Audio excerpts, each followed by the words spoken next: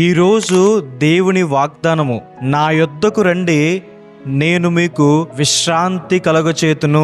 ప్రయాసపడుతున్న వారిని, భారాలు భరిస్తున్న వారిని, నలిగిపోతున్న వారిని క్రీస్తు ప్రభువారు పిలుస్తున్నారు. ఆయన యొద్దకు వచ్చే వారిని ఎంత మాత్రమూ త్రోసివేయరు. యేసుక్రీస్తు కర్త అంటే కలగచేసేవారు అని. ఆయన శూన్యంలో సమస్త సృష్టిని కలుగచేసిన దేవుడు.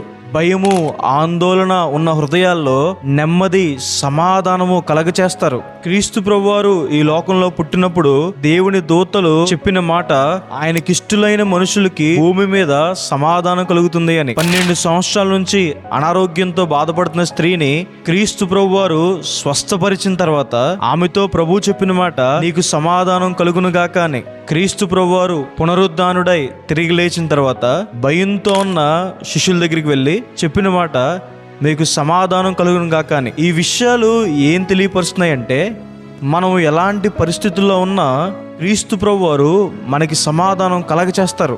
దేవుడు ఇంకా మన జీవితంలో ఏమి కలగచేస్తారు?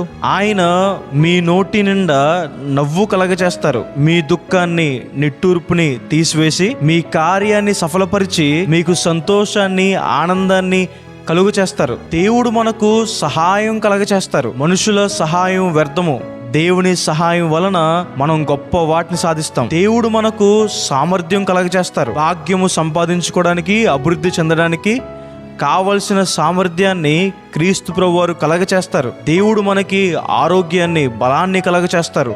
మీకు అన్ని విషయాల్లో మేలు, దీవెన, ఆశీర్వాదం కలగచేస్తారు. ఈ వాగ్దానం విశ్వాసం ఉంచండి. దేవుడిని ఆశ్రయించు వారి జీవితం దేవుడు ఇవన్నీ కూడా కలగచేస్తారు. ప్రార్థన చేసుకుందాం.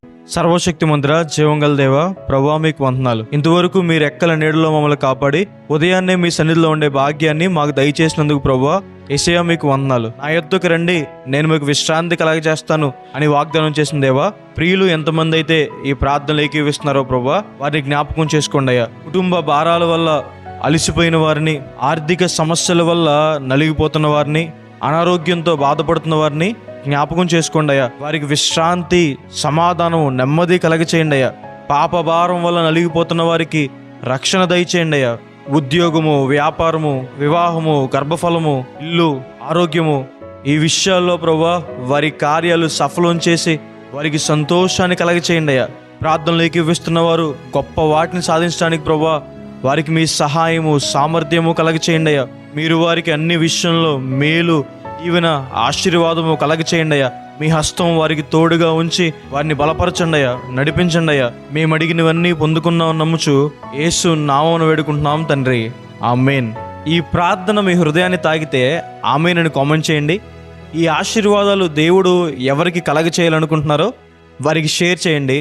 దేవుడు మిమ్మల్ని సమృద్ధిగా ఆశీర్వదించునుగాక.